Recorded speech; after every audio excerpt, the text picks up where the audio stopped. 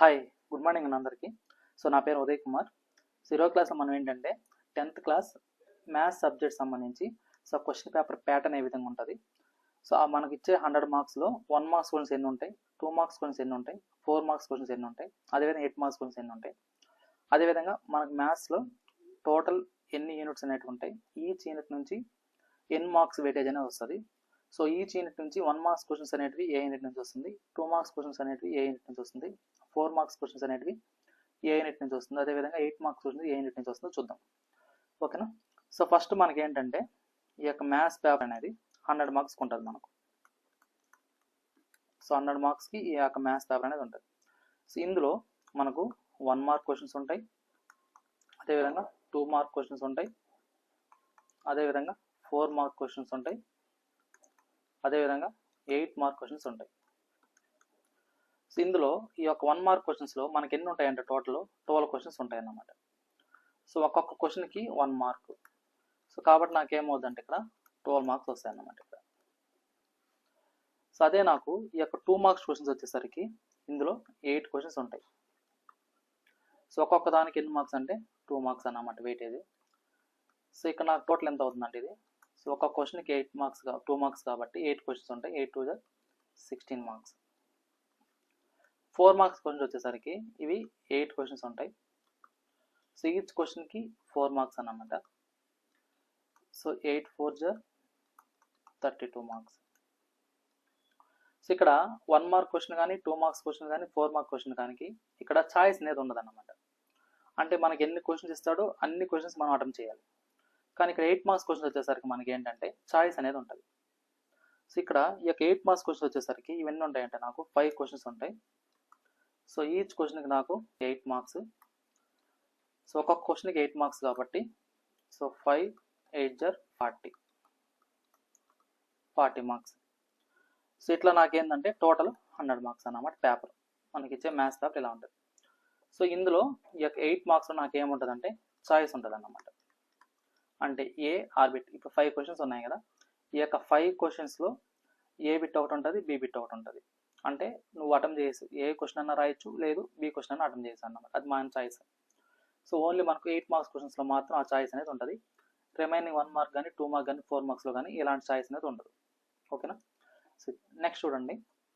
So మనకు ఈ యొక్క మ్యాథ్స్లో టోటల్ 14 యూనిట్స్ ఉంటాయి అన్నమాట. సో మనకి ఈ యొక్క మ్యాథ్స్ సబ్జెక్ట్స్లో టోటల్ 14 యూనిట్స్ ఉంటాయి. సో ఈ యొక్క 14 యూనిట్స్లో సో వాటి యొక్క నేమ్స్ చూస్తే మనకు సో ఒక్కొక్క యూనిట్ పేరు ఏంటంటే ఇక్కడ సో యూనిట్ పేరు రాస్తాను, దాంతోపాటుగా దాని యొక్క కరస్పాండింగ్ వెయిటేజ్ మార్క్స్ కూడా రాస్తాను నేను. చూడండి. సో ఫస్ట్ ఏంటంటే నాకు రియల్ నెంబర్స్. సో ఇక్కడ నాకేంటంటే unit or sub unit. So దానికి నేము, అదేవిధంగా సో 1 మార్క్ క్వశ్చన్స్ ఏమైనా వస్తాయా, అదేవిధంగా 2 మార్క్స్ క్వశ్చన్స్ కానీ 4 మార్క్స్ క్వశ్చన్స్ కానీ 8 మార్క్స్ క్వశ్చన్స్ కానీ ఏమైనా ఉంటాయి. ఇక్కడ వచ్చేసి టోటల్ వెయిటేజ్ చూద్దాం. Total weightage marks. సో ఇది అబ్జర్వ్ చేస్తే సో ఫస్ట్ వన్ ఏంటంటే మనకు మ్యాథ్స్లో ఫస్ట్ టాపిక్ ఏంటంటే ఫస్ట్ యూనిట్ ఏంటంటే రియల్ నెంబర్స్. ఈ యొక్క రియల్ నెంబర్స్ నుంచి మనకు ఈ యొక్క పబ్లిక్ ఎగ్జామ్కి ఎన్ని మార్క్స్కి వస్తుంది అంటే నాకు టోటల్ 9 మార్క్స్ వెయిటేజ్ ఉందన్నమాట దీని నుంచి. సో ఇందులో నాకు ఏంటంటే ఈ యొక్క 1 మార్క్ క్వశ్చన్ అనేది ఒకటి వస్తుంది. సో 2 మార్క్స్ క్వశ్చన్ రాదు, 4 మార్క్స్ క్వశ్చన్ అనేది ఉంటుంది దీనిలో. ఇంకోటి ఏంటంటే 8 మార్క్స్ క్వశ్చన్ అనేది ఒకటి వస్తుంది. సో దీని నుంచి నాకు వచ్చే క్వశ్చన్ ఏంటంటే 1 మార్క్ క్వశ్చన్ ఒకటి వస్తుంది, 8 మార్క్స్ క్వశ్చన్ ఒకటి వస్తుంది. టోటల్ 9 మార్క్స్ అన్నమాట వెయిటేజ్. సెకండ్ యూనిట్ ఏంటంటే నాకు పాలినామియల్స్.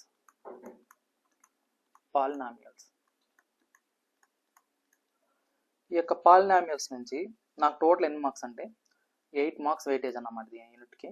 సో ఇందులో 1 మార్క్ క్వశ్చన్స్ వచ్చేసి 2 వస్తాయి, 2 మార్క్స్ క్వశ్చన్స్ వచ్చేసి ఒకటి వస్తుంది, 4 మార్క్స్ క్వశ్చన్ వచ్చి ఒకటి వస్తుంది. సో ఇందులో నుంచి ఈ యొక్క పాలినామియల్ నుంచి 1 మార్క్ క్వశ్చన్స్ వచ్చేసి 2 మార్క్ క్వశ్చన్స్ వచ్చేసి 1, 4 మార్క్ క్వశ్చన్స్ వచ్చేసి 1, 8 మార్క్స్ క్వశ్చన్స్ అనేవి రావన్నమాట దీని నుంచి. సో నెక్స్ట్ ఏంటంటే pair of linear equations.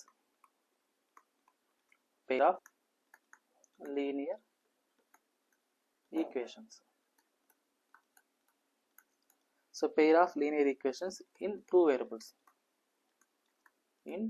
Variables. So దీని నుంచి నాకు ఎన్ని మార్క్స్కి వస్తుందంటే ఇది, సో టోటల్ 9 మార్క్స్ వెయిటేజ్ అన్నమాట దీంట్లో.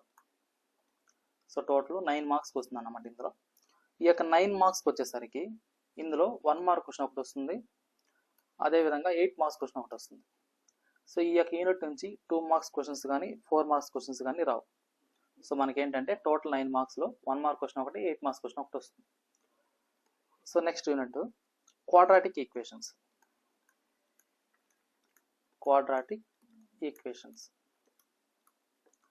సో ఈ యొక్క క్వాడ్రాటిక్ ఈక్వేషన్స్ వచ్చేసరికి నాకు దీని యొక్క వెయిటేజ్ ఎంత అంటే టోటల్ 7 మార్క్స్ అన్నమాట. ఈ యొక్క 7 మార్క్స్లో నాకు ఎలా ఉంటుందంటే డిస్ట్రిబ్యూషన్, మార్క్స్ వెయిట్ డిస్ట్రిబ్యూషన్ అనేది. సో 1 మార్క్ క్వశ్చన్ ఒకటి, 2 మార్క్స్ క్వశ్చన్ ఒకటి, 4 మార్క్స్ క్వశ్చన్ ఒకటి. సో టోటల్ 7 మార్క్స్ అన్నమాట. సో నెక్స్ట్ వచ్చేసి అర్థమెటిక్ ప్రోగ్రెషన్స్.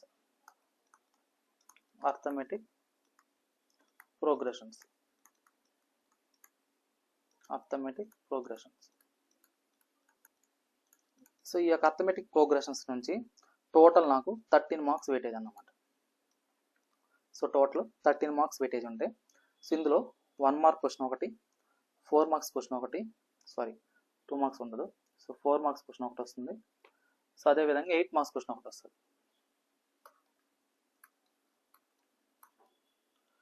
ఓకేనా. సో ఇది అర్థమెటిక్ ప్రోగ్రెషన్స్లో టోటల్ 13 మార్క్స్ ఉంటే 1 మార్క్ క్వశ్చన్ నుంచి ఒక క్వశ్చన్ వస్తుంది, 4 మార్క్స్ క్వశ్చన్స్ నుంచి ఒక క్వశ్చన్ వస్తుంది, 8 మార్క్స్ నుంచి 1 క్వశ్చన్ వస్తుంది అన్నమాట. నెక్స్ట్ వచ్చేసరికి ట్రయాంగిల్స్.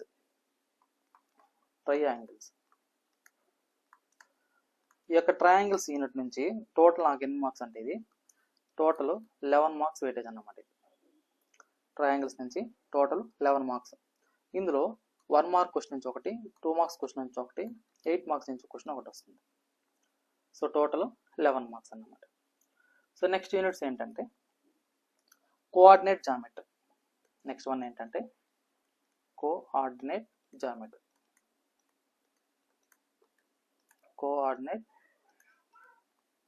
జామెట్రీ. సో దీని నుంచి వచ్చేసరికి నాకు ఎన్ని మార్క్స్ వస్తుందంటే ఇక్కడ వెయిటేజ్ కోఆర్డినేట్ జామెట్రీ నుంచి. సో టోటల్ 10 మార్క్స్ వెయిటేజ్ అన్నమాట. సో ఇందులో ఈ యొక్క 10 మార్క్స్లో నాకేంటంటే ఈ కోఆర్డినేట్ జామెట్రీలో 2 మార్క్స్ క్వశ్చన్ ఒకటి వస్తుంది. సో ఇక్కడ 1 మార్క్ క్వశ్చన్ అనేది ఏముండదు, ఇక్కడ 2 మార్క్స్ క్వశ్చన్ ఒకటి వస్తుంది. నెక్స్ట్ 4 మార్క్స్ ఉండదు, 8 మార్క్స్ క్వశ్చన్ ఒకటి వస్తుంది. ఓకేనా. సో 2 మార్క్స్ క్వశ్చన్ ఒకటి, 8 మార్క్స్ క్వశ్చన్ ఒకటి వస్తుంది. సో టోటల్ 10 మార్క్స్లో 2 మార్క్స్ నుంచి ఒకటి. సో ఇక్కడ 2 మార్క్స్ అంటే 2 మార్క్స్ క్వశ్చన్ రాస్తాను. సో ఇక్కడ 2 మార్క్స్ క్వశ్చన్ ఒకటి వస్తుంది, 8 మార్క్స్ క్వశ్చన్ ఒకటి వస్తుంది. సో నెక్స్ట్ కోఆర్డినేట్ జామెట్రీ అయిపోయిన తర్వాత నెక్స్ట్ యూనిట్ ఏంటంటే నాకు introduction to trigonometry. So 8th unit ఏంటంటే నాకు ఇంట్రడక్షన్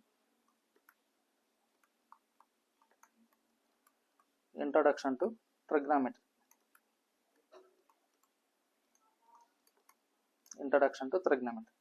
సో దీని నుంచి టోటల్ మార్క్స్ ఎన్ని వస్తాయంటే నాకు ఈ యొక్క ఇంట్రడక్షన్ ట్రిగ్నామెట్రీ అన్నప్పుడు 7 మార్క్స్ వస్తుంది అన్నమాట. ఇందులో ట్రిగ్నామెట్రీ నుంచి 7 మార్క్స్ వస్తుంది. ఈ 7 మార్క్స్లో నాకేంటంటే 1 మార్క్ క్వశ్చన్ ఒకటి వస్తుంది. సో అదేవిధంగా 2 మార్క్స్ క్వశ్చన్ ఒకటి వస్తుంది, 4 మార్క్స్ క్వశ్చన్ ఒకటి వస్తుంది. సో 8 మార్క్స్ క్వశ్చన్ అనేది ఉంటుంది అన్నమాట.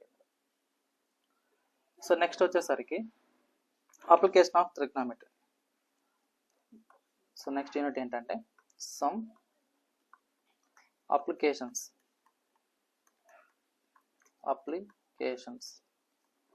Of trigonometry.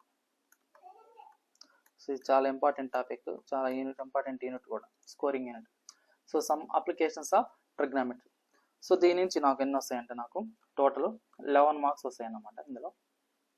సో దీని నుంచి 11 మార్క్స్ వెయిటేజ్ దీనికి.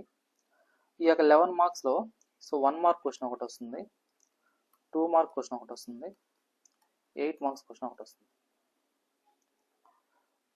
సో ఇక్కడ నాకు ఈ యొక్క సమ్ అప్లికేషన్ ఆఫ్ ట్రిగ్నామెట్రీ అన్నప్పుడు 1 మార్క్ క్వశ్చన్ ఒకటి, 2 మార్క్స్ క్వశ్చన్ ఒకటి, 8 మార్క్స్ క్వశ్చన్ ఒకటి వస్తుంది. సో నెక్స్ట్ యూనిట్ ఏంటంటే నాకు సర్కిల్స్. సర్కిల్స్. ఈ యొక్క సర్కిల్స్ యూనిట్ నుంచి నాకు ఎన్ని మార్క్స్ వస్తుందంటే నాకు ఇది సో టోటల్ 7 మార్క్స్ అన్నమాట. ఈ సర్కిల్స్ యూనిట్ నుంచి టోటల్ 7 మార్క్స్ వస్తుంది. సో ఈ యొక్క 7 మార్క్స్లో ఈ సర్కిల్స్లో సో 1 మార్క్ క్వశ్చన్ నుంచి ఒకటి, 2 మార్క్ క్వశ్చన్ ఒకటి, 4 మార్క్స్ క్వశ్చన్ నుంచి ఒకటి. సర్కిల్స్లో 1 మార్క్ క్వశ్చన్ ఒకటి, 2 మార్క్స్ క్వశ్చన్ ఒకటి, 4 మార్క్స్ క్వశ్చన్ నుంచి ఒకటి. So next 11th unit. So areas related to circle. Areas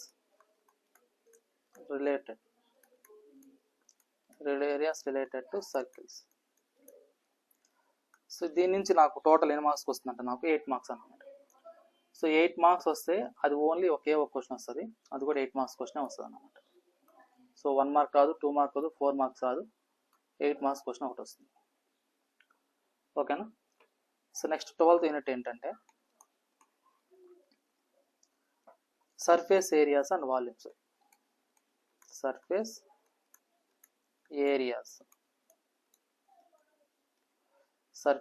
areas and volumes. Surface areas and volumes. So దీని నుంచి ఈ యొక్క యూనిట్ నుంచి టోటల్ నాకు ఎన్ని మార్క్స్ వస్తుందంటే ఇక్కడ 7 మార్క్స్ వస్తాయి అన్నమాట ఇందులో. సో ఈ యొక్క 7 మార్క్స్లో నాకు ఒక్కొక్క ఏవే క్వశ్చన్స్ ఉంటాయి అన్నప్పుడు సో ఇక్కడ నాకు 1 మార్క్ క్వశ్చన్ నుంచి ఒకటి, 2 మార్క్ క్వశ్చన్ నుంచి ఒకటి, 4 మార్క్స్ క్వశ్చన్ నుంచి ఒకటి. So surface areas and volumes నుంచి 1 మార్క్ క్వశ్చన్ నుంచి ఒకటి, 2 మార్క్స్ క్వశ్చన్ నుంచి ఒకటి, 4 మార్క్స్ క్వశ్చన్ నుంచి ఒకటి వస్తుంది. నెక్స్ట్ యూనిట్ ఏంటంటే నాకు స్టాటిస్టిక్స్.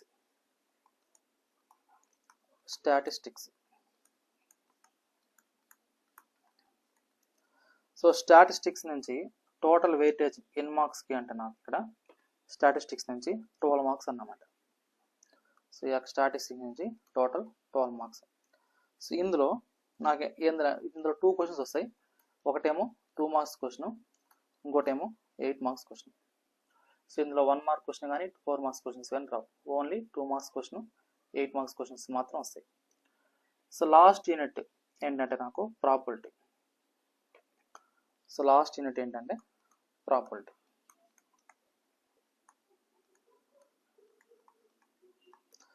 ఈ యొక్క ప్రాబబిలిటీ నుంచి నాకు టోటల్ ఎన్ని మార్క్స్ వస్తుందంటే నాకు 13 మార్క్స్ వెయిటేజ్ అన్నమాట. దీనికి 13 మార్క్స్ వెయిటేజ్. ఈ 13 మార్క్స్ వెయిటేజ్లో సో 1 మార్క్ క్వశ్చన్ నుంచి ఒకటి వస్తుంది, అదేవిధంగా 4 మార్క్స్ క్వశ్చన్ నుంచి ఒకటి వస్తుంది, అదేవిధంగా 8 మార్క్స్ క్వశ్చన్ నుంచి ఒకటి వస్తుంది. సో టోటల్ 13 మార్క్స్ అన్నమాట. సో ఇది మనకున్న మ్యాథ్స్ యూనిట్స్లో టోటల్ 100 మార్క్స్కి so as per government norms పరంగా బ్లూ ప్రింట్ నుంచి సో మనకు వచ్చే సబ్జెక్ట్ యూనిట్ వైజ్ వెయిటేజ్ అన్నమాట ఇవి. సో ఇది ఓకేనా. సో నెక్స్ట్ క్లాస్లో మనం ఏంటంటే ఇప్పుడు ఏదైతే మనం మ్యాథ్స్ యూనిట్ వైజ్ చూసుకున్నామో దీని నుంచి యూనిట్ వైజ్ మోడల్ క్వశ్చన్స్ ఏ విధంగా ఉంటాయి అనేది చూద్దాం. ఓకేనా. Okay, thank you.